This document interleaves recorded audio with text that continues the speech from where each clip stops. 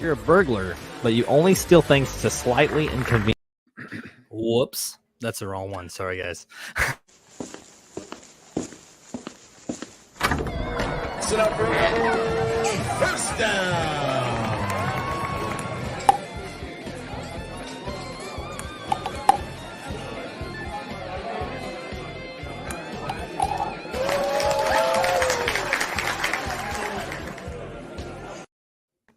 What's happening, everybody? Welcome back to JG's Lounge. I'm your host, Jukebox Ginger, with another episode in the lounge with my co-host, Jesse Brofiki. How you doing, man?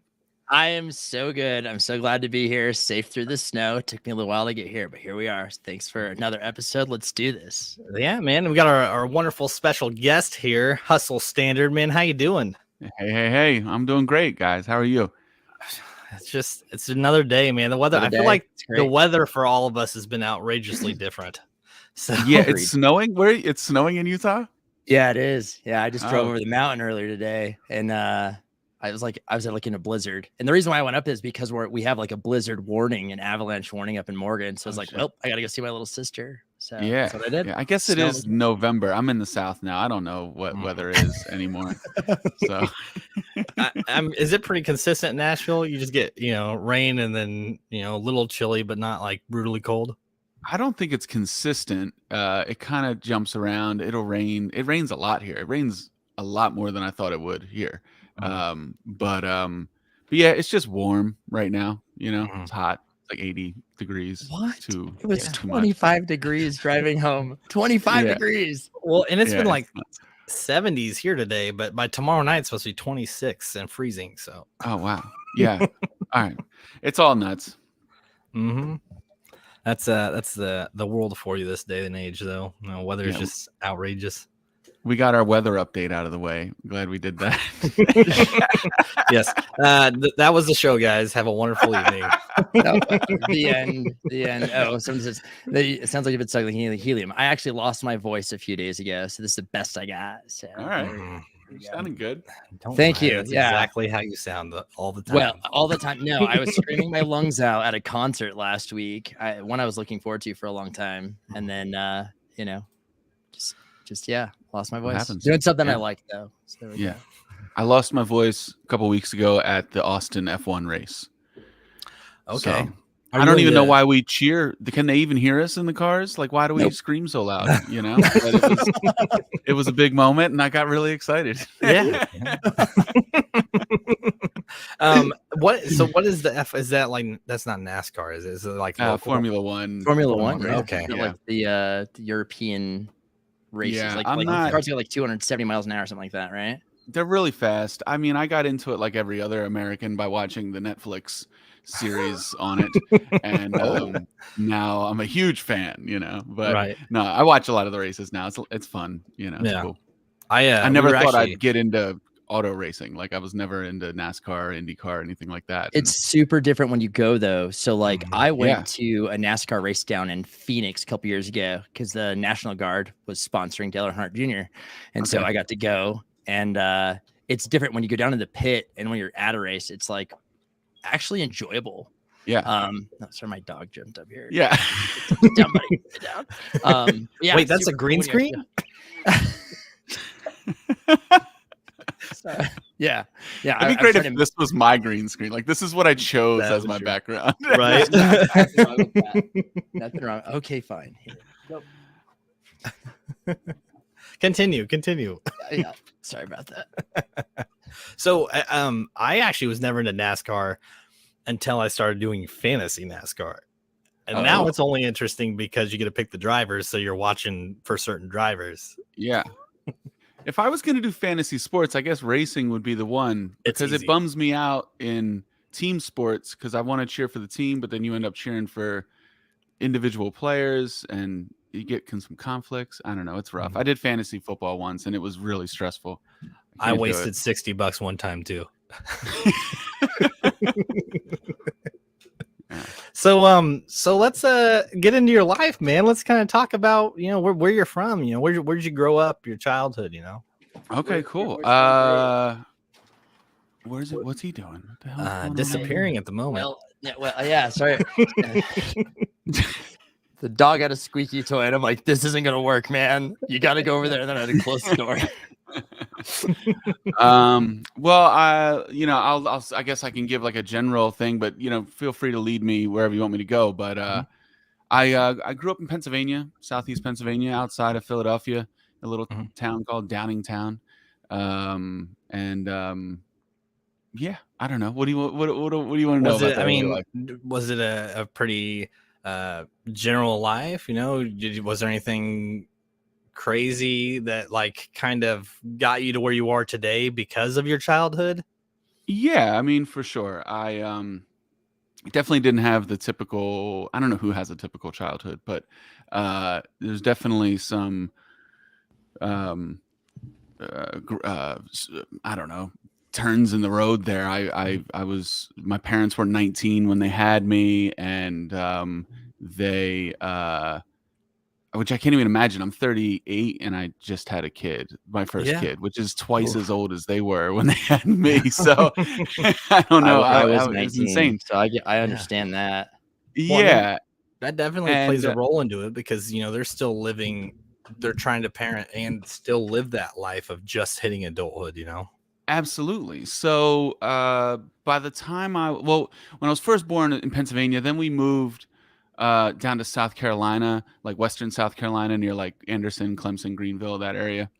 Right. And we lived there for a while with my father's mom and stuff like that. And I feel like that was like the further I get away from it and I can kind of look at my childhood and stuff, I think those years were so instrumental in me wanting to actually pursue music in a weird way. I was only there from like 1-year-old to 5-year-old, but it was just such a vibrant life there. My grandmother she sang in the house a lot. It was like we went to church, and church was like a big deal, I remember, and it was just very like stomping out the devil type of church, Yes.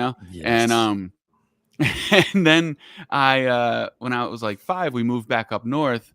And we were with my mom's side of the family, and they were great and they were awesome, but it was just a different, like, kind of more conservative, subdued, even keeled, environment, which is great. But there was no music in the house, and there was like, no one was a musician around me. No one, I don't know what, so like thinking like, why was I even attracted to do this? I think a lot of it might've had to do with those early years. So we came back and I lived in Pennsylvania, and then my parents got divorced when I was 7 or 8, and one thing led to another, and I ended up moving in with my mom's parents, my grandparents, and my brother and sister actually stayed with my mom, and they moved like a couple towns over, not too far away, but for some reason I had to stay. They wanted me to stay with my grandparents. I think it had something to do with school districts and blah, blah, blah, blah, blah. And a temporary thing became a permanent thing, Yeah. So, did you have friends there too at the time, like in school? Oh yeah. Yeah. I was in like 1st or 2nd grade or something. And I lived in town. So definitely had like all the kids on the couple blocks around, the house that we were all friends with and stuff. So yeah. So you got to live through the, you come home when the lights come on, right? The street lights. Yeah, absolutely. Yeah. Absolutely. Great. You can't go wrong with that. Was that in Pennsylvania, right? Yeah, that was back in Pennsylvania. Yeah. And so that was awesome. And it was actually really good, I think, that I lived with my grandparents, because the environment of my mom's house at the age I was at, I would have just gotten away with way too much stuff, and it could have been pretty good. Can you tell the difference between you and your other siblings? No, because they're a lot younger than me. They're 5 and 7 or 5 and 6 years younger than me. So I think by the time they got up to my age, my mom kind of had things a little more under control, once they caught up to those few years. But I still got in trouble 12, 13, 14 years old, and I was in a house that had a lot of rules. So I can't imagine a place where I could have just probably done whatever I wanted to do. So and I would have taken advantage of it. What was an odd rule that you had in your house growing up that you won't instill as a dad? You know, it's funny because I feel like I had a lot of rules, right? And I definitely had curfews. I had like be home, and I was on the earlier side of curfews and stuff like that. One of the things that they didn't do that I think I might do is I didn't have chores. Like I didn't have to do anything around the house, which was kind of weird. But I think that's the perk of living with your grandparents, right? Like they're just like, yeah, whatever.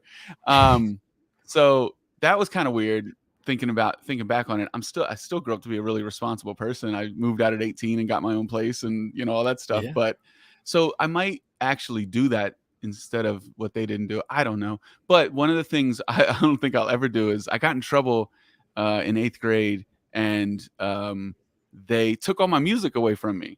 What? Yeah, they took all my CDs away, which would be impossible to do now, right? What are you going to take someone's Spotify away? But yeah, they took all the CDs away because I was listening to rap music, and I guess they thought it was a bad influence on me, and that was torture. And then I've actually found where the CDs were, and I would like slowly take one out at a time. Like, yeah, I bought this CD the other day at the mall. So yeah, I don't think I would take my kids' music away from them. That's a weird. Oh, that's funny. Oh, that's bad. Yeah. Okay, so what was your first CD? That's a good one. Oh, my first CD was that I bought. Yeah. Well, the first CD that I got, I was like 10, I think, and I got Coolio's Gangster's Paradise. Nice. So that's pretty good. But that was the first CD. But the first tape I had was I got 2 tapes at the same time. It was Crisscross and Rex and Effect.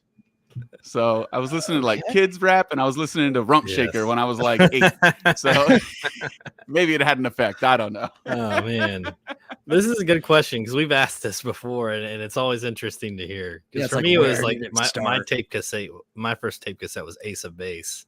Oh, nice. I don't think I ever. Meatloaf, I think. I think. Do you say Meatloaf? Yeah. Oh, hell yeah. Do you know, because you said you kind of grew up religious, right, on your grandparents' side? Well, more so when I was in South Carolina, and then I mean, also in Pennsylvania, I went to church every weekend, and that whole thing. Do you remember the artist T-Bone? Yeah. Yeah, I remember that was probably my first CD that I ever bought was T-Bone. Mine would surprise you. Yeah, bring it on. NSYNC. Yeah, I don't remember the first CD I actually bought. I have no idea. I had plenty of ripped ones, plenty of burned and ripped ones. Yeah, I mean, I know I bought some, but I have no idea. It might have been like Tupac, All Eyes on Me, or something in that time, like 96 era. Yeah. So you said your parents didn't really listen to music? No, my parents did. My grandparents didn't. Oh, okay. So I was living with my grandparents. Yeah, that's all right. I was living with my grandmother down south did. My parents did, definitely. But my mom's grandparents didn't really. It was like a little bit. It was like some Neil Diamond and like Christmas music. That was what happened. That was what we got. Okay, here's a good question from Nicole. Who's your first female musical influence? First female musical influence. Oh, I mean, I loved TLC. TLC was it. Can't go wrong with that. That's a good one. Yeah, man, I wore that CD out. Yeah. No, I loved it. Yeah, it's great. Britney Spears. Yeah. Britney Spears. See, and for me, it was older, like Gloria Estefan. Like we've talked about that, Miami Sound Machine. Come on, shake your body, do that conga.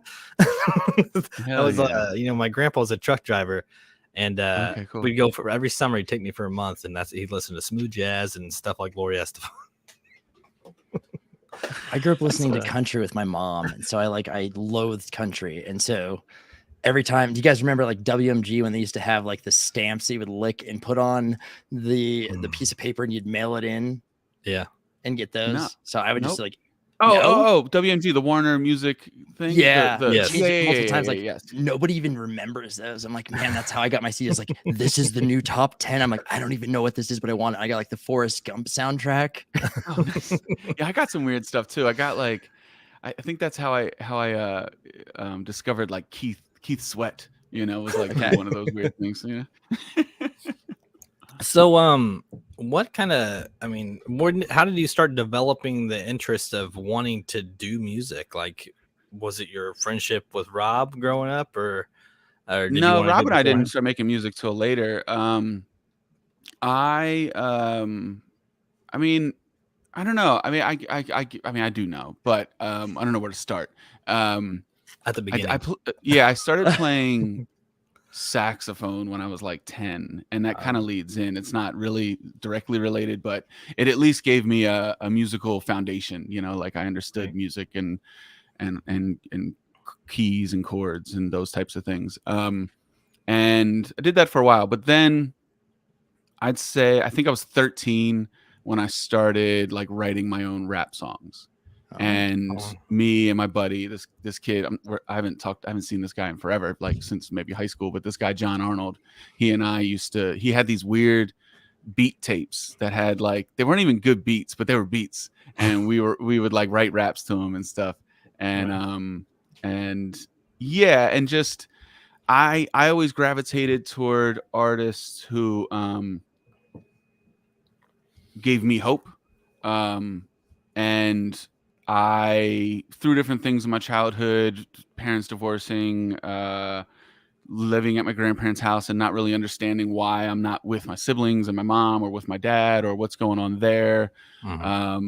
And just a few other things just in childhood. It was a bit rough at times. And I remember always going to music for answers and for sort of a view outside of what I was living in. And a big part of it too was I think I gravitated to rap music so much is because, especially a lot of the people I listened to, is they were coming from a struggle, you know, a different struggle than I was going through, but it's still a relatable thing. And they were overcoming that, or they were fighting through it, or they were, you know, just rebelling against something. And it felt like, okay, cool. This makes sense to me. So when I started writing rap songs, it was during the era of like, when like maybe like Puff Daddy and Mace and Biggie and all that very glamorous sort of rap was coming out. Right. But I was writing stuff just about life. Like I was into like Nas and like Mos Def and Talib Kweli and Common and guys who were like reflecting life a little more. So I was like writing that type of stuff.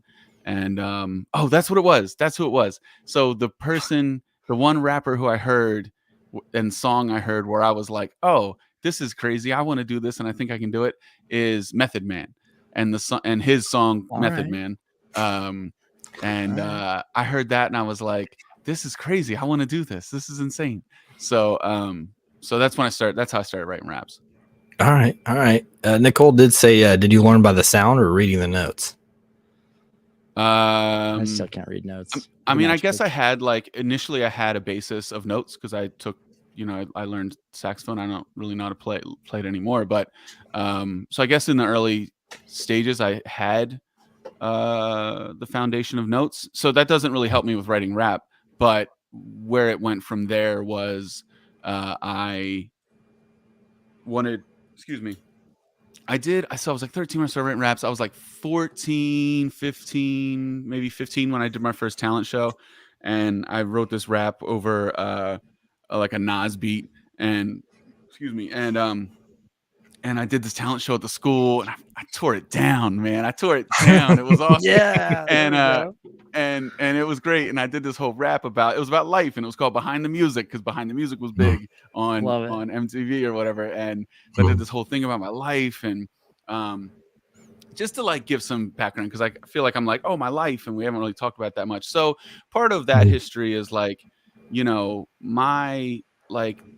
there from a very young age, under 5, I saw drugs around. I saw there was definitely some I think prostitution going on around, not to me or with me or anything like that, but just it was floating around my sphere, being aware, and it was not the greatest. Speaking of things that I wouldn't implement for my kids, don't introduce them or have that around. Yeah, so so like that stuff was crazy, and whatever. So that's why I'm saying like being at my grandparents' house was really a blessing, and it was confusing, but it was ultimately like the best place for me. So anyway, that type of stuff. I wrote this song behind the music. It was really great. But then like at the end, I did this whole other rap and like diss somebody in the crowd. It was like a whole thing. Like what was I doing? And well, that's what you're I supposed to do, right? yeah, exactly. It's rap. And I ended up like losing to some girl who did like a dance routine or something, and I was like, this is trash. You're like, my rap was way better than anyone way can dance. better Not than everyone that, can man. rap. I tore it down. Yeah. So there's a tape of it somewhere. I don't even know if I have it, but somebody has it. I want to see it so bad. And so anyway, I did the talent show. The messed up thing about the talent show was because I had a bunch of buddies who were all like, yeah, we're gonna rap too. Let's all do the talent show and like battle, blah blah blah, and this and that. And I was like, great, let's do it. And I took it very seriously, and I wrote my damn song. And then we went to like auditions, and I was like, where's all my boys? Like, where's everybody who's gonna do this thing? Nobody showed up, man. Come on. You were prepared. Oh, I was over prepared. So, and I remember too that the teachers had like edits. They were like, well, you can't say these things, like I was like, okay, they weren't even like cuss words or anything, but I don't even think there was anything in there that was that. Well, maybe it was because it was about like my childhood and stuff, but there was nothing in there that was like out of control. But I do remember them like doing like an edit, being like, you can't say these 5 things or whatever. So, yeah, so that was that. So I did the talent show, and then I was like, well, I thought the person on the cover of the CD did everything in the CD. And so I was like, Nas, he did everything. He made all the beats. He did, everything. So I'm like, I gotta learn how to make beats.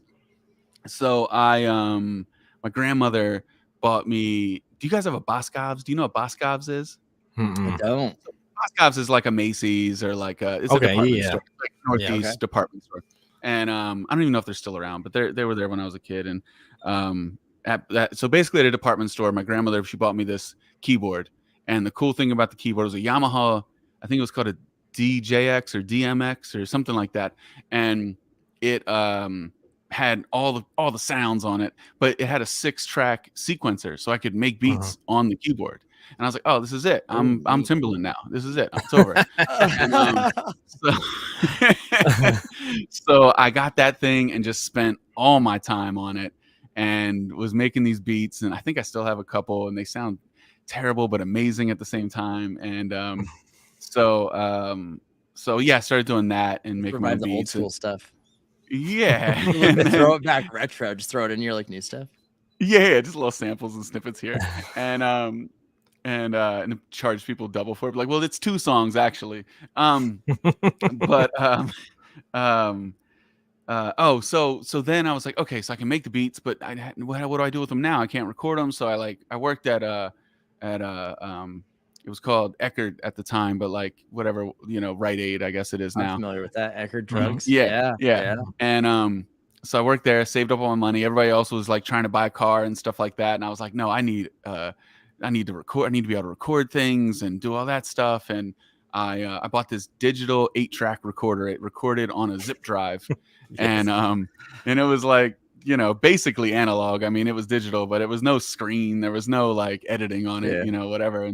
And but I had that thing, and I could like track out my beat on it a little bit and do like my vocals and maybe some like hype man ad libs, and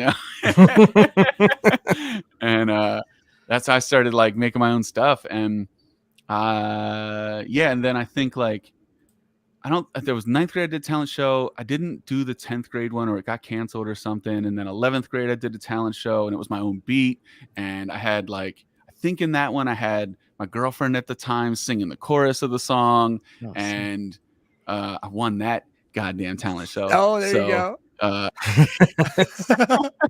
Vengeance, like, I'm coming back. I'm gonna win this time. Ain't nobody gonna dance. Nice. Yeah, I made my own beat too, so I felt really good about it. So I had like a couple wins as a kid. I had like some things where even that 9th grade one, I didn't win it, but I remember everybody. It was like the rest of the school year. It was just like, yo, that was crazy, and even teachers were like, that was really great.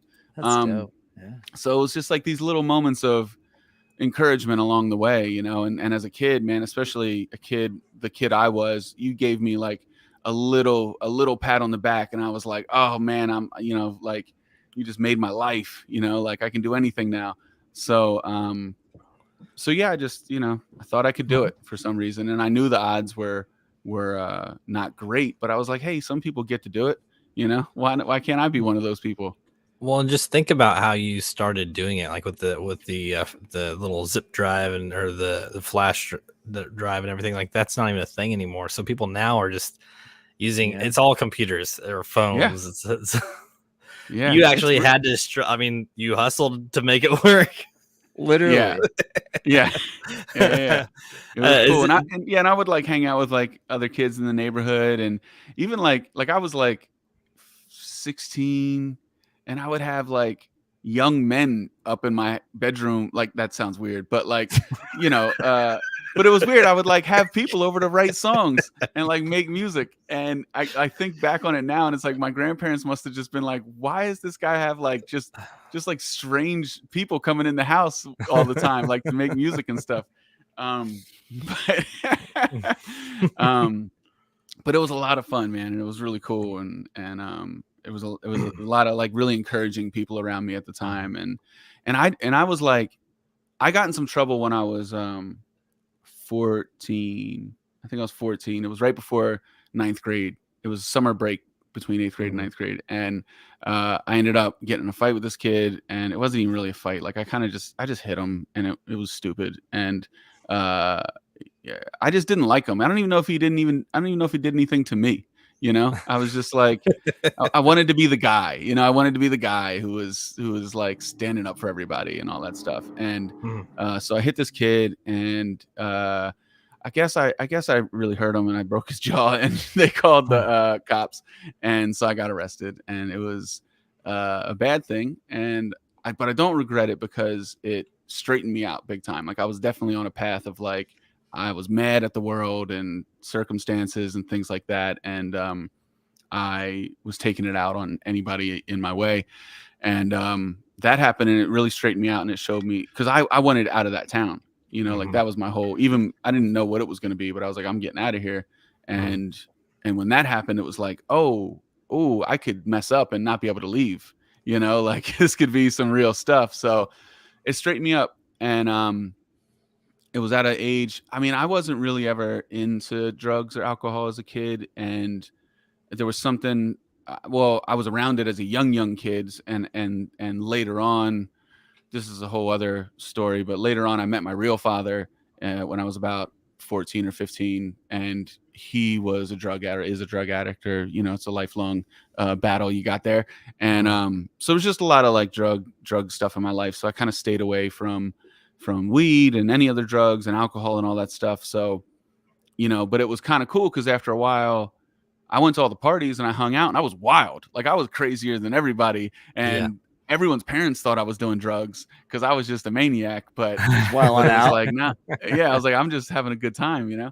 And, so, but there was just like some older dudes, some old heads who like would watch out for me and just be like if somebody was trying to offer me something or whatever, like, no, not for him, everybody else, but not that kid, you know? So it's kind of cool to look back on it and just see all the parts that came together to sort of, I don't know, you know, help me out and keep me excited about life, and, you know, that type of thing. So it's still to this day, just no drugs, no alcohol? No. You're like, I'm a grown adult now. I got a beer right here. You know, well, and speaking of, like, when I first met you, that's what we did. We went to a brewery. That's all like, but I'm an adult now, and I know how to handle myself, and I know, you know, I started drinking when I was like 22, something like that, you know, and actually I started smoking weed like 2 years ago, but hey, it's getting legalized everywhere. It's anyway, like legal everywhere now. Yeah, it's like, hey, here, this will help you actually. Yeah, I was living in California. My wife was like the head of marketing for a weed company. It was like, okay, well, maybe I should. Might as well try it. It's legal. It's helping pay our rent and stuff. Speaking of California, so at what point in your life were you like, I'm going to LA? Not too long ago, I I lived in New York City for 12 years. Like moved moved there out of high school. Built like a pretty good engineering career for a while, and realized I didn't want to be an engineer, music, recording engineer, but like didn't just it wasn't was it, I wanted to be in music, but that wasn't where I wanted to be.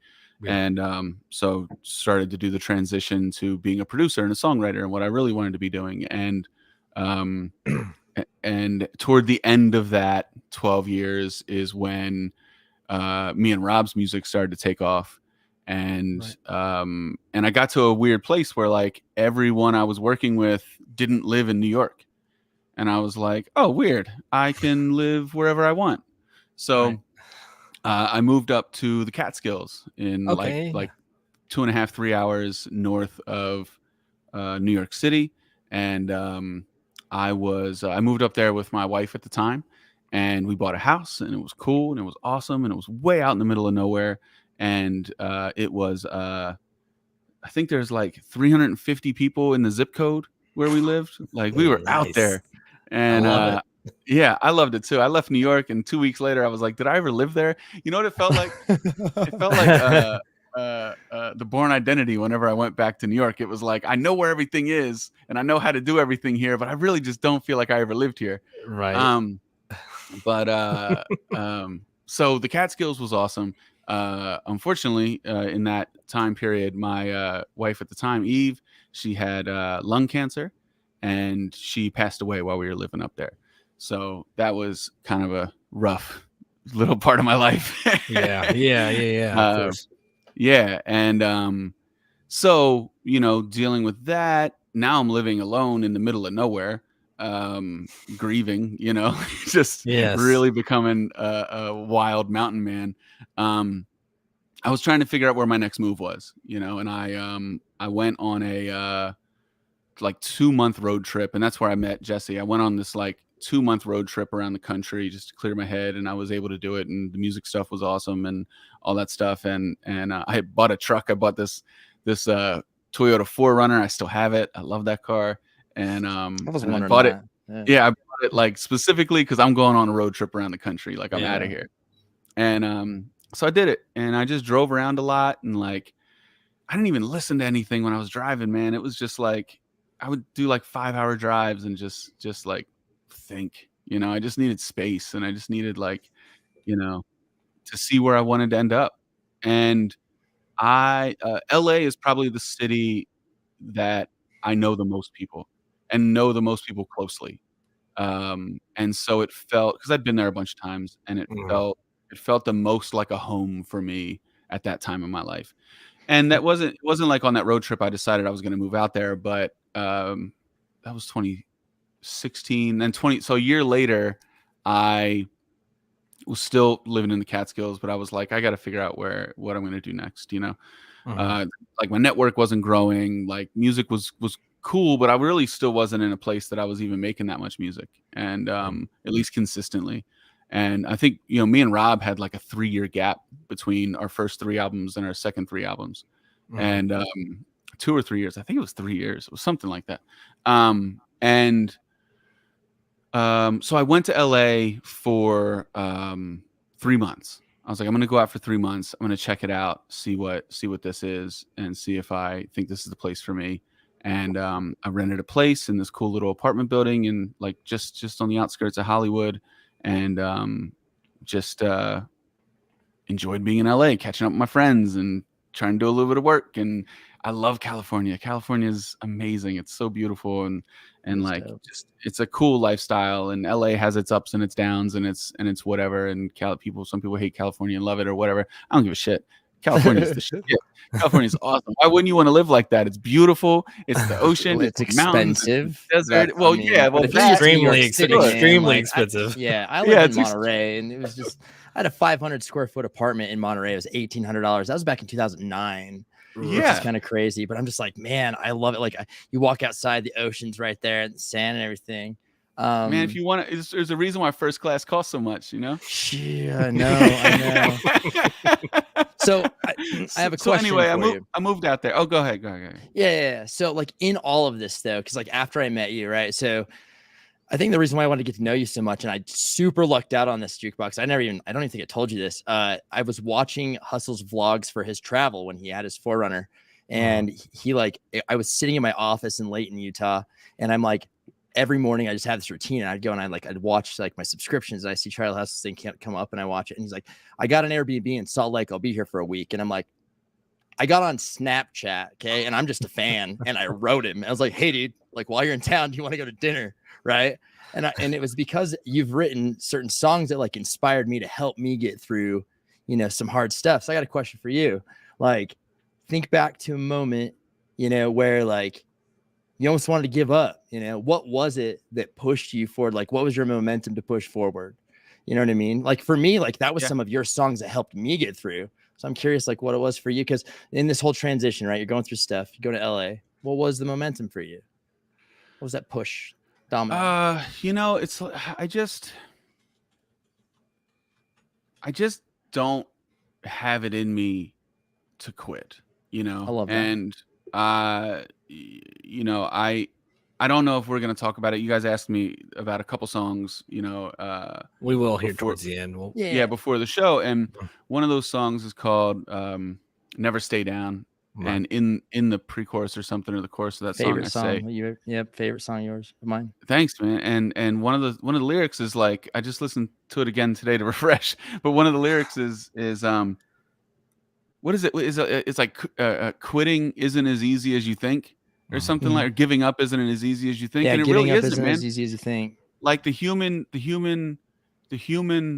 instinct or the human condition is like we go forward, and I mean, look, it's not I know every people struggle, and I was struggling, you know what I mean? And I'm not saying it's as easy as like, oh, you just keep going, whatever. That's not what I'm saying at all. But there was just this thing inside me that just felt like, well, you're 32 years old or 33 years old or however old I was. I was like, what are you going to do for the rest of your life? Just sit here and be sad or just be the guy? Like, that's your story? Like the guy, like, I'm going to be like a widower for the rest of my life, and that's the end of my life. And, like, it just didn't make any sense to me to stay in it. But that doesn't mean it just changed overnight. Like, it was work. It took a long time, and it took longer than I thought. And every time I thought I was done, every time I thought I got to the end, it was like a couple months would go by or 6 months would go by, and I'd be like, oh, wow, I wasn't even there yet. Like, because I think there's this, I'll just speak on grief. I think with grief, I think you can feel like, okay, well, this is just the best I'm ever going to feel again. Like, cool. Yeah. This is good. I've got a little bit of a rain cloud following me around, but I can laugh and I can have a good time. And thankfully, I've actually been able to get to a place now where I'm even beyond the rain cloud. That took years. We're that was in March of 2016, so it'll be March 23. So we're coming up on 7 years. 7 years. Yeah, we're coming up on 7 years. So that took 3 years, something like that. 3-4 years. I don't know. Somewhere in there. And it. But I don't know if I'm answering your question, but I'm going on a tangent here. But it sounds like that's kind of helped push you. Not necessarily. You didn't want to give up. You just want to keep going, and you wanted to feel better than you. That makes sense. Yeah. Honestly, like on some of my worst days, I had some crazy stuff happen too. Like nothing compared to like, what anybody else has. But honestly, that's a song that like helped me get through a lot of stuff, like going through like, divorce, loss, things like that, grief of, living people. But it was just interesting. I didn't expect to hear that on that album. And that was the year, like the biggest transformation of my life, because it came out in 2018. That was on Spectrum. And, I remember I heard Never Stay Down. I didn't expect that just from like, that's how I discovered you, was with Rob Bailey back in 2010, of like your, battle tested. And then, your career has just changed so much. I love it. And then the stuff you do with Jake and, now with Biz Coletti, is that how you say that? Stuff's amazing. And I'm just like, man, this is incredible. But seriously, like anytime I'm ever feeling down, I go back to that song, and I personally know your story. And I'm like, you know what? This man encourages the hell out of me, because he's doing it. He's showing up every day for himself, so he could show up for his family, his friends, his music, because your music has helped people. That's what inspired me to do this show with Jukebox to begin with, is because, you know, music saved my life. People don't understand that. It's like, when you don't know how to feel, when you don't know how to express emotions, what do we do? Well, music to me is a universal language, whether it's instrumental, whether it's just lyrics, whether it's raps, whatever it is. And so that's why it meant, you know, that meant a lot to me, was this song. And then, you know, there's just a couple other ones, you know, just like, wow. And across everything too, like even Unstoppable or Unbreakable with Jake. And then like even the stuff like I just listened to recently on the album Santa Fe that you released earlier this year. I was like, wow. Wow. Dude. So yeah, thank you. That's what it was for me, man. Music. So I appreciate that. Hell yeah. That's awesome. Yeah.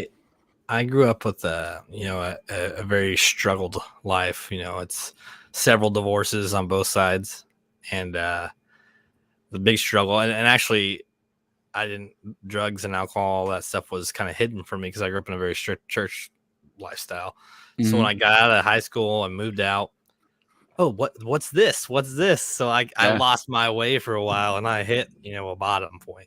And and then I sat there for a couple months. I'm like, it almost felt like the weight kept getting heavier and heavier. So yeah, I mean, it's not a place you want to be. You know, you gotta push. So yeah, I was at my lowest moment in that apartment in LA, and I also got food poisoning at the same time. Oh man, and I just felt the most alone I'd ever felt. You know, I was just in this apartment in LA, just alone and sick and hating it. And it was that like food poisoning where you're just like, I'll die. It's okay. I'll just die. It's cool. You know, I've been there. I get it. That's awful. Right. And I was just having a rough time, man. Like, yes, with that, but I don't think I left, but other than the food poisoning, I don't think I left the apartment for like 4 or 5 days in a row. Right. Like, was just in there on the couch, watching TV, I guess, or whatever, you know, and like, I guess I'll go to bed. I don't know, you know. And I was like, nope, this isn't it. This isn't what we're doing, you know. And what I'll do a lot of times if I'm ever in a really low place or I feel like I need a big change is I buy like 5 books, and whatever they are, whatever's speaking to me at the moment. I think at that time I bought like the 5-second rule. I don't remember the other ones, but I bought a couple books, and I probably bought like one. There's this book called The Motivation Manifesto, I think it's called. I literally just got that book today. Yeah, dude. Yeah. So like that was one of the books I had at that time. I mean, I'd read it before that, but I was like, no, I know I need that book, you know. And some of those books, that one I go back to often. It's like medicine for me. And so I bought a few books, devoured those books, and I was like, okay, I got some new information, you know, like let's start moving forward a little bit and let's do this. And I was not in a place at all where I wanted to be. Oh, there it is. Yeah, love it. Oh, it's so good, man. It's such like a warrior. I'm excited. Yeah. Just another sign to read it. You bring it up. Yeah. So I was just in this place of just like, all right, I'm just gonna come out. I'm gonna rebuild from here. Like, this is good. It's not like, and it's not like it's just been a straight line from there, but that was definitely my lowest time. Yeah. And I think my time in LA was coming to an end. It was like I had like a month left, or 3 weeks left, or 4 weeks, or something like that left. And there was a girl a couple doors down, and I was like, well, hey, I'm leaving, so she lives a couple doors down. We can date. We can, you know, make this happen. So we were both sort of interested in each other. There was like a game night one night, whatever, this and that. So I made a weird move. I like asked her if I could ask her out. She was like, yeah, you can ask me out sometime. I'm like, okay, cool. And then they asked her out a few days later. It was so weird. So that's adorable. So weird. So we ended up going out on a date, and we had a great time, and we had an awesome time, and we spent like 3 weeks together, and she like didn't go to work a bunch, and we just had a fantastic time, and we knew it was coming to an end. And I was like, all right, well, I'm leaving LA. I was like, I'm pretty sure I'm gonna move back here in like January, And this was like late August, early September when I was leaving. And I was like, but hey, let's stay in touch. You know, like I like you, but I'm leaving. You know, like and relatable. So yeah, and we talked every single day after I left. And we visited each other like once a month. One of us would go to each other's house every other month, and we like fell in love across the country. And now we have a kid and we're married. So you know, so it was an hopefully you're not still interesting across country, but you know, no. She's in the other room, probably like why you know, listening to me and making fun of me and her. That's but good, yeah, man. so it's good. You know, it's been an amazing journey, an amazing ride, and you know, seriously, I say this with all the confidence in the world. Like I'm exactly where I'm supposed to be, and it feels really cool and really amazing to be able to say that. You know, yeah, that's awesome. Yeah. I do want to shift more towards the music now and more towards the collaborations that you've done, because I mean you've worked with some pretty amazing people, and not just like from one specific genre. I mean, you're all over the place. Yeah. So what made you decide, you know, I'm gonna continue doing collaborations? Because I mean they're fantastic. I mean, I've always seen myself as a producer and a songwriter, even though most of my success really has been on stuff that I've also been an artist on. I still treated it like, well, my parts are just another instrument on the song, you know, like the song needs this, so here I am and I'm providing it. So collaborating is just what a producer does, you know, it's just part of the gig, you know, and it's really fun for me to meet a new artist and try and figure out what they're trying to create and what audience they want to bring this song to and what message they want to get across. And you know, the more, you know, different people have different kind of ways of going about producing. Some people like to just go and do a thing and it's really spontaneous and all that stuff. I love a project. I love like a thought out concept, and not that it has to be like a concept album, but it's like, what are we really trying to say? Who are we trying to speak to? What message do we want to get across? How do we want people to feel when they hear this and all that stuff? And so anyway, it's a lot of fun for me, and it's cool to work with different people, but it's all the same to me because it's the same questions and it's the same goal, you know? Do you find there to be when you work with these different artists, is there something that you find new or something that you discover new about your music styles or your reach and what you can do?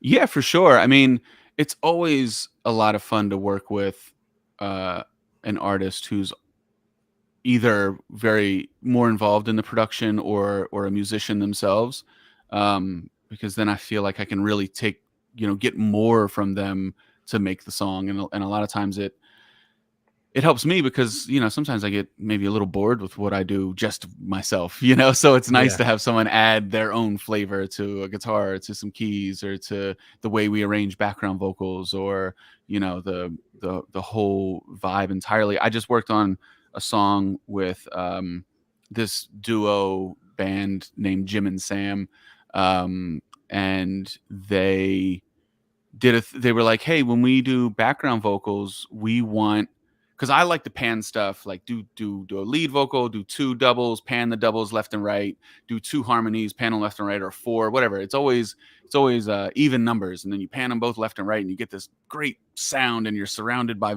vocals, you know. And they were like, yeah, that's cool, but we like it to be like, here's a vocal here, and here's a vocal here, and I don't want to do doubles of the harmonies. I want to just have it all the way on the left, and it be weird that it not weird, but be a lonely vocal all the way on the left. And that's not something I do, but it was a lot of fun to say, okay, cool, we're gonna pan stuff. And then I started panning everything, you know. I was like, oh, we're gonna put this over here, we're gonna do this, and they loved it, and I loved it.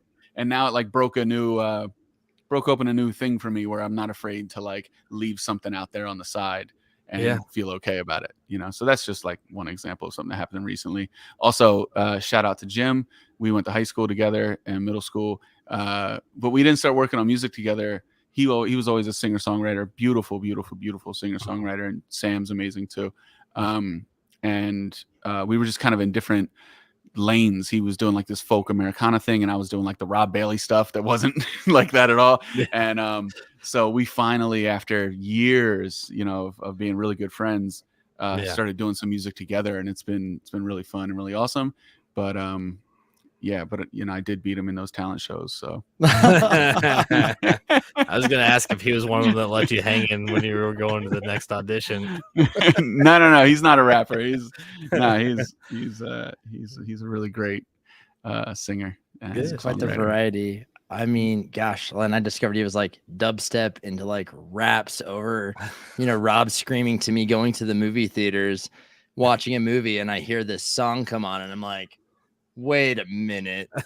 And then it was like the NBA stuff, and then, you know, like it's just, I'm like, this is incredible. Or like the whole zombie killer thing, like you've done some cool stuff. But Jukebox, I know you got a question, man. Are you gonna bring something up, huh? Well, so you live in Nashville, and it's, you know, there seems to be like a renowned idea that Nashville is very country. Have you thought about working with country artists at all? Yeah, for sure. I mean, if I ever worked with a country artist, I feel like it would either be one of two things. I'd either want to do like a really traditional country album, because I feel like there's something punk rock about that today. Or it would be like a mashup of styles, you know, and it would just be, you know, let's see what kind of cool thing we can come up with or whatever. But definitely not opposed to it. But there's also a healthy amount of like pop stuff going on here, and indie folk, and, you know, indie pop and alternative and all that stuff too. So definitely plenty to do. Now, what is your do you have a secret genre that you like to listen to besides just rap? A secret genre? Yeah.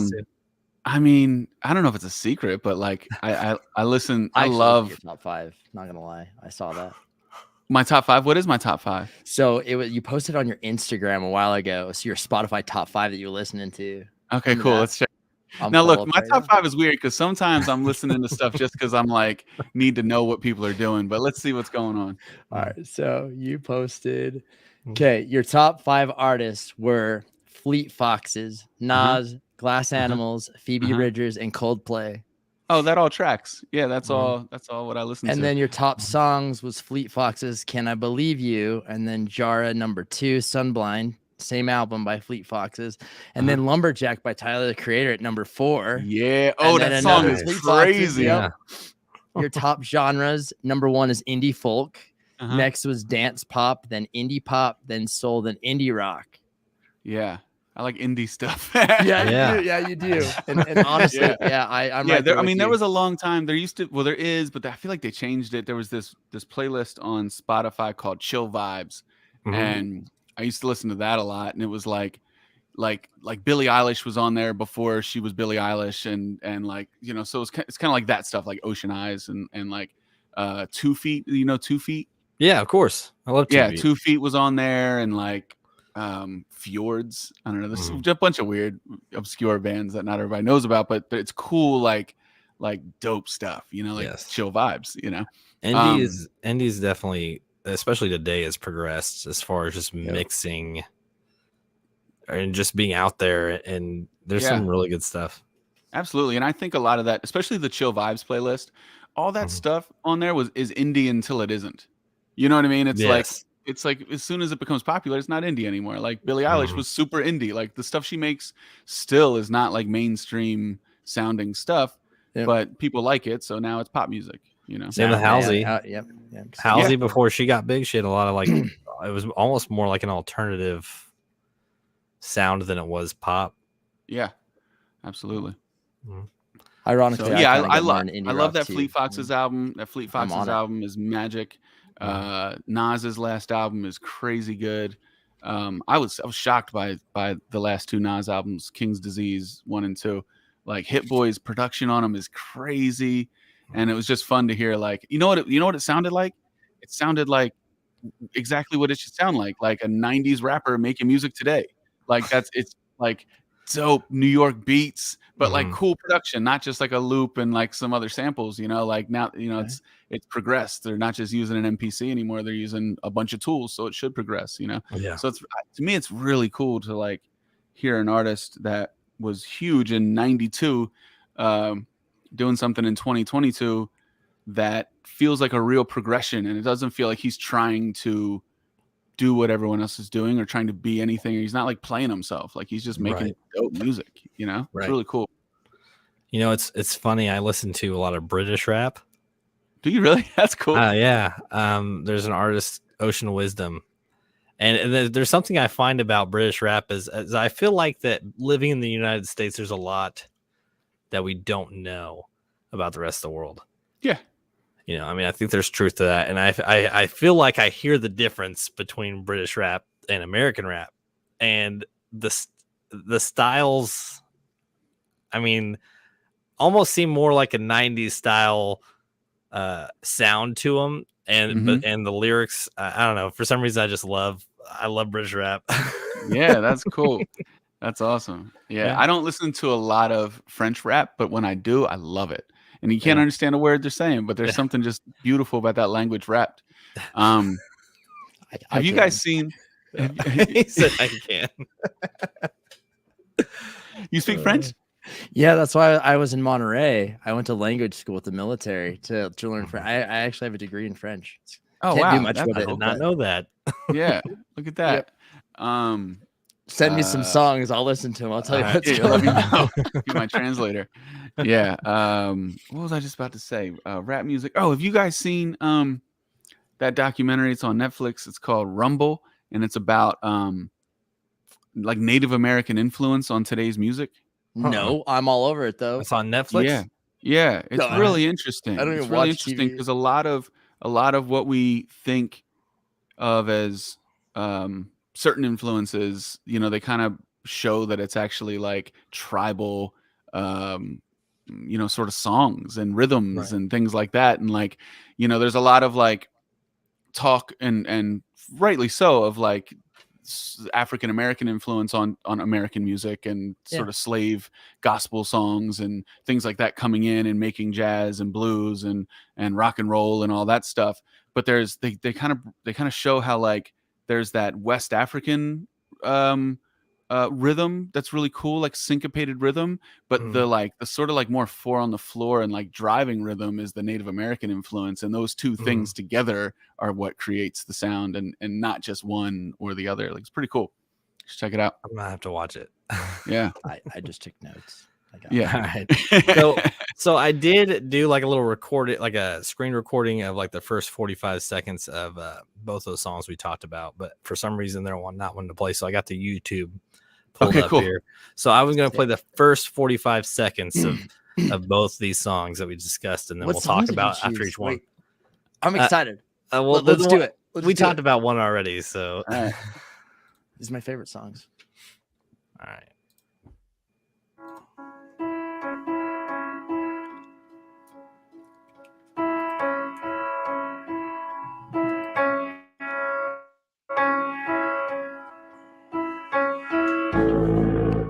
Who am I nowadays?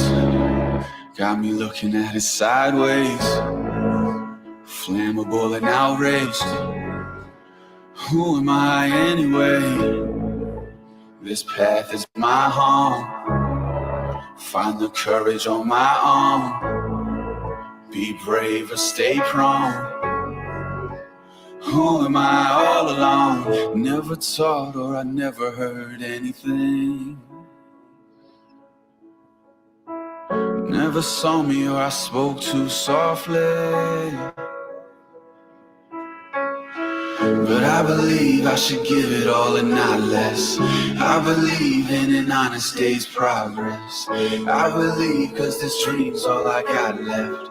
And I can see that the rest is all nonsense. All right, gotta stop it. Yeah, there's I a don't lot want to to play go. the whole song. I don't want to ruin it. Such a good song. Sorry, I didn't want to ruin the whole. I mean, not ruin it, but I want people to go watch it. Go check it out. It's my favorite song by the Hustle Standard. Hell yeah, that's fantastic. And the piano is like you feel it. It's like intense. You know, you can feel that vibe when you're singing along with that piano tune. It's great.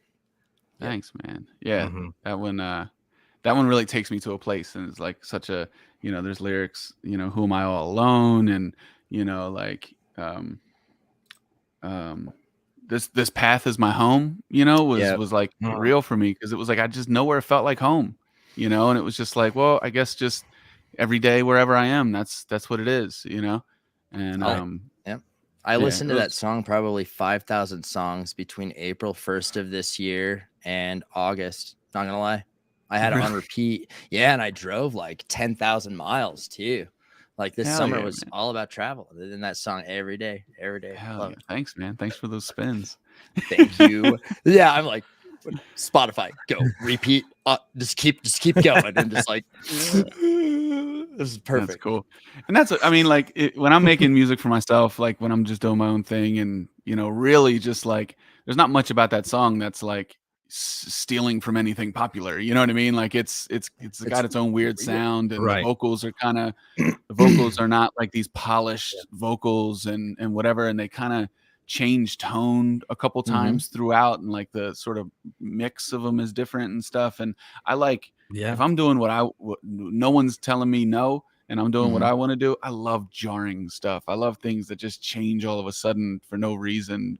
There's a reason for me, but it's not this. I'm not polishing it and sanding off the edges. You know, it's like, no, we're in a different vibe now, you know, like let's do it. So yeah, I like that song. It's fantastic. Well, this path is my own. Exactly that. Well, and to play into that right there is, and I've talked about this before with Jesse, is when I first started podcasting and doing this, I started my comedy one, but I researched, you know, how to start a podcast. And a lot of was critiquing and editing and getting rid of the ums and the stuff. And it was like, it takes away that naturalness of me. And it made me feel like I wasn't being myself.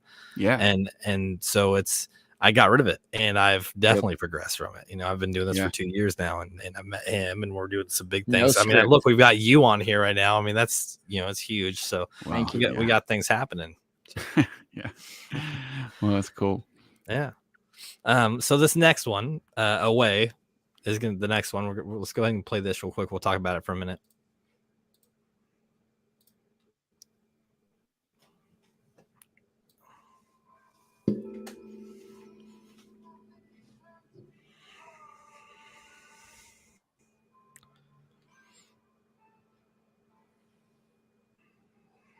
You turn the volume up. Yeah, I'm not really hearing it.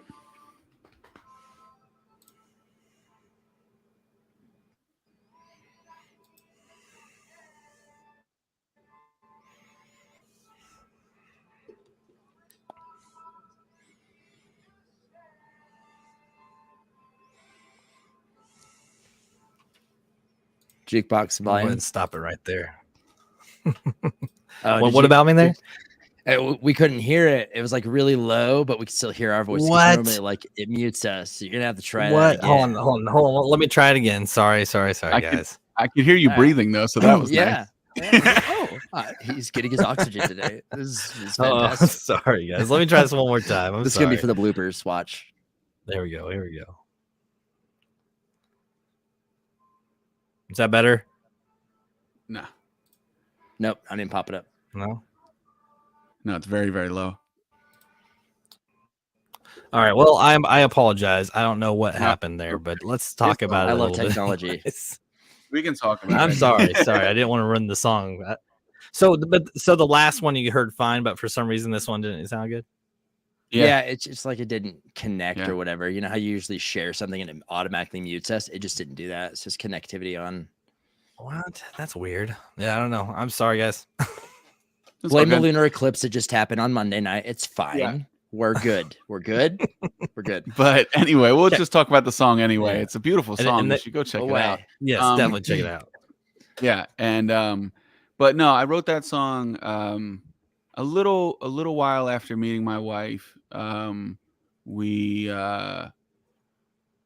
think I had to take her. I forget exactly why I wrote it. There was a real reason why I wrote it. Something was going on, and like I just wanted to like make it okay, you know. I just wanted to like help and make it okay. And it was something that she had to do, you know. And it was, I don't know, I can't remember exactly what it was, but I know the feeling was like it was something that I couldn't do anything about, you know. And it was her thing, but it was still something that I just wanted so badly to take care of her and make it all right and stuff like that. And I like that song a lot for a lot of the reasons why I like the other song. You know, there's not many songs that I've sing totally myself on, you know, so that's another song that I'm singing totally myself on. And and it's naked again. It's very vulnerable. They're not like, I don't think they're great vocals, but they're honest vocals, you know. And there's a line in there. I was really working on at the time, like being very honest in my songwriting, especially if I was writing with my, you know, just for myself, and honest and vulnerable, but still have like a confidence thing in there at the same time. And there's some lines in there. There's like a line of your hands are shaking, I'll keep them steady, you know. And Lindsay has something with her hands that they shake, and it's not even a nervous thing. Like they just shake. And you know, so like the lyric makes it sound like it's a nervous thing, but it's really just such a personal thing. And like when her family hears that song, they're like, oh, that's about Lindsay, you know, because their hands shake and stuff. And but there's also a line in there. I think my grandfather had just passed away too when I wrote this song, and he was my grandfather who raised me, and he had dementia, and he had Parkinson's, and my grandmother was taking care of him for a long time, for, you know, 6 years, 7 years, whatever it was like really his caretaker. And you know, I remember, I forget where we were going, but there was somewhere where we were going, and we had to like, I remember taking a beat with him. I remember just having so much like respect for him. You know, this is like a man who can't who doesn't have his abilities anymore. You know, this is a man who like he worked as a banker and stuff, but he built houses. He was like he was in the Air Force. He was, you know, like he was a man's man. You know, he's an old school man. And now he can't even beat eggs. He can't brush his teeth. He can't you can, you know, hardly has trouble getting up at later phases, you know, stuff like that. And anyway, I remember just wanting to treat him with so much respect, but also wanting to treat him so gently, you know. And I remember one time we were getting ready to go somewhere, and people were like kind of rushing to get somewhere. And I remember I was holding him up and walking with him, and I was like, you know, we'll go whenever you're ready. You know, like, well, you just hang out here. We'll go when you're ready. So there's a line in the song that's, your hands are shaking, I'll keep them steady, something, something, something, something. But then I think the last line of that section is like, we won't go out there until you're ready, you know? And, you know, so like that caretaking of him applied to the caretaking of my wife, and just wanting just, and that loving relationship that they had. And, you know, all that stuff is just mixed in there. And just, you know, when you meet someone that you love and you want to take care of, like you want to actively love that person. It's not just something that you say and think about, you know? Yeah. I can relate to that. Yeah, there's that song. I think it's funny. Funny when you go to a concert and someone talks about their song longer than the song is. And it's like, just play the damn song, man. If it takes you this long to describe the song, what's going on? You know, it's I'm the one asking the question though. Like, you know, like I honestly wanted to meet my favorite band just so I could ask the lead singer what the purpose of a specific song was. And he talked about it was so simple. And I'm like, holy crap, I'll never listen to this song again.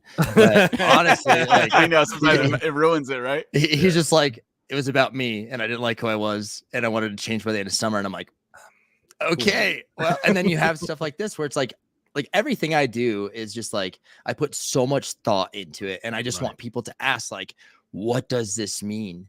You know, and I'm like, well, thanks for asking, because I literally put like everything I have into everything I do. Yeah. Right. But it's just, I did it for me, you know, kind of like you were saying, like with your songs, like when you write them, like, are these two, ironic that we pick these, that like, you're just singing, you're like, oh, they're not the best vocals. But the thing is, like, as a listener, it's the greatest thing you could have ever done, exactly the way that you did it. Like, phenomenal. And so it's like, you put all this, I actually want to know, like, why did you write this? Or where were you at when you wrote these songs? You know, like physically, like, I was, you know, like I was at a diner writing on a napkin, you know what I mean? Like that, I actually want to hear that story, you know, just because that song meant so much to me, but it's not going to mean so much to you as a writer or as a singer, producer, but, or even to somebody else. But for me, I'm like, man, how did this happen?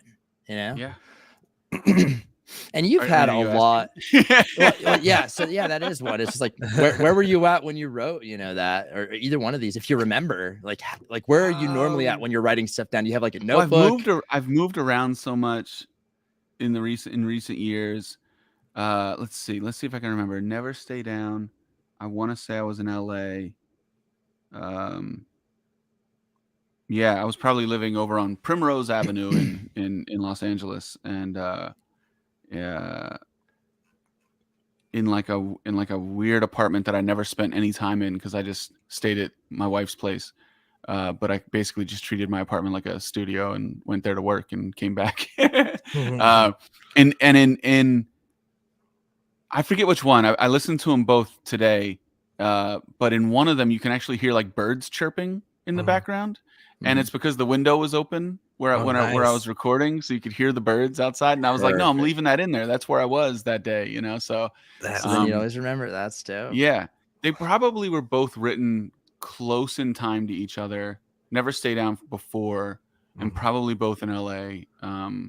So yeah, like I usually just write in my music room. I don't go like out and about and write too much. Like I like having my computer and stuff, and then I can lay stuff into it and manipulate it there, or move it around and arrange it and things like that. I'm not a very like linear songwriter. I like to like here's a thought and here's a thought, and you know what's missing from my thoughts, you know.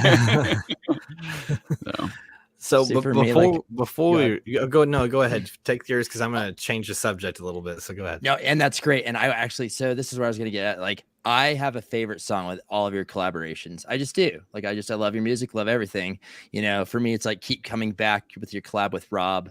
You know, Unbreakable with J Kill from that specific album, and a few other things. But you, sir, have had over 400 million streams of your songs across platforms. That is phenomenal. You have had a song in a movie, Southpaw, where Busta Rhymes did a remix of Beast. You've had stuff on Hulu, The Good Doctor. You've had, I think it was an NBA Team, and then that last movie with Ryan Reynolds. Like, let's talk about some of your like what your big successes, man. Like, shout out, like, good job. I'm proud of you. Just as thanks. Friend, like, well done, man. Yes. Yes. Yeah, well, thank you. I mean, look, a lot of those things you mentioned happened because of the band I was in, or the duo that I was in, Rob Bailey and the Hustle Standard. And most of that wouldn't have happened if it wasn't for Rob, you know, if it wasn't for the sort of platform that he had and the reach that he had and the audience he had. And like, yeah, of course, like, you know, I was involved in making the music, and the music wouldn't have been what it was without me involved, for sure. But nobody would have heard it if it wasn't for Rob. So that's where a lot of the love needs to go and credit needs to go for any of those things happening. But because a lot of them happen pretty organically, you know, the Southpaw movie, getting that one, it's not like we had a guy pushing that song to them. They, Antoine Fuqua, the director, he works out to the song, and I think he boxes, you know, and I think he like listens to that song when he boxes, and he was like, well, I'm making a boxing movie, so I want my fighter to be listening to this song when he's getting ready for his fight. So it was like a lot of like really cool organic reach type stuff that happened, that like, could we have turned it into something bigger? Could we have turned it into something where we took more control of it, got a team involved and all those things? Yeah, I'm sure, but like something really cool and really like beautiful, and I don't have any regrets with like the way we did it, and how like the people really supported it, and that's all it was just the people supporting it. There was no tricks. There was no like, you know, we didn't pay for a bunch of things. We didn't you know people to get us things, you know, like Rob built an incredible audience on his own, and then we made music, and that audience. We didn't even put out music for sale when we first put out music. The first song we did together that anyone heard was Work Hustle Kill, and it was just in a video that Rob posted. Like he was like, "Hey, let's make a song together. I want to make a song for my company or something like that, Flagner Fail." And I was like, "Great, let's do it. Come up to my place in the Bronx where I was living at the time." And he came up and he was like, "I'm really into dubstep right now." And I was like, "Great." And I had hardly listened to dubstep at the time, and I was like, "I actually really dig this. It's like got like some cool hip hop vibes, and I like electronic music, and let's throw it together." And like, I like that shit too. So, so let's do it. And then I literally just took Rob to the studio I was working at the time, and I was like, just yell some wild shit into the microphone, like just the craziest stuff you can think of, and let's do it. And, I love that. And I just took his vocals and I was like, these are cool, these are cool, these are cool. Put these in, chop these up, make some cool rhythms, whatever.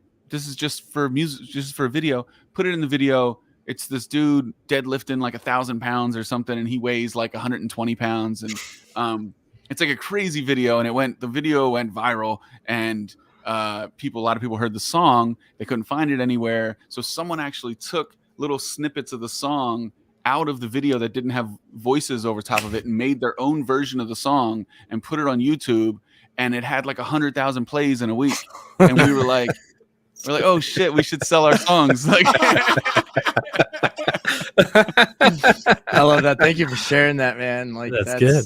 I love that. Yeah. Anyway. So then we made Battle Tested, and Hungry blew up off of Battle Tested, and and then Beast was the Beast. The second album that we made with Beast on it, and that song just really took it to the next level. So it was pretty crazy. So all those things are amazing that they happened. It's incredible that the San Antonio Spurs used Beast as their player introduction song for an entire basketball season. We got to go to 2 games and see that happen in the arena with it was like nuts, man. Yeah.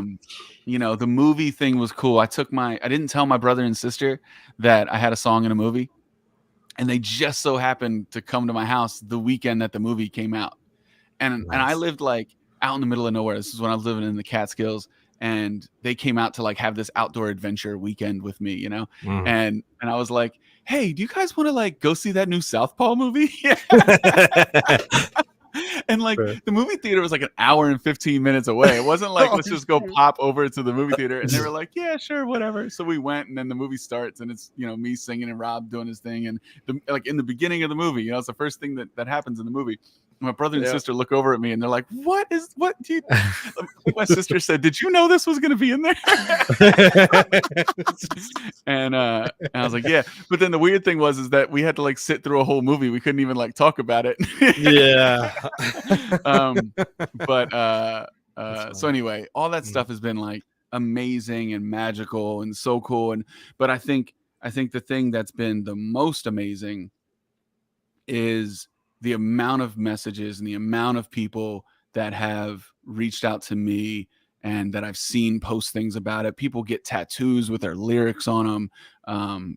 People, it's not just a couple people. There's a lot of people that our music has affected in a positive way. Yeah. And I think that's really, really, really, really cool and really special. And I absolutely don't take that for granted. And it's everything I could have ever wanted as a 13-year-old kid, writing rap songs about the struggle and getting through it.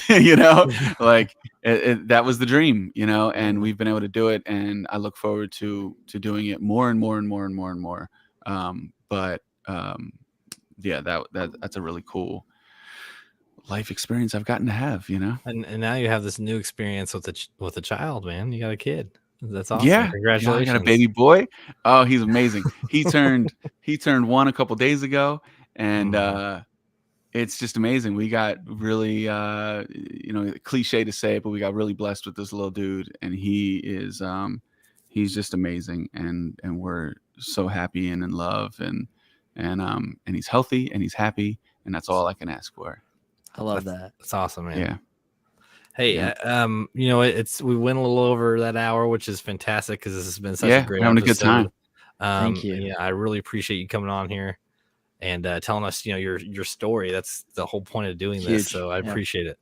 Yeah, guys, thank you so much for having me on here. It's really awesome, and it's fun to talk about the songs, fun to talk about life, and I had a great time. So, do you have anything big that you can tell anybody about right now, or are you kind of what's next?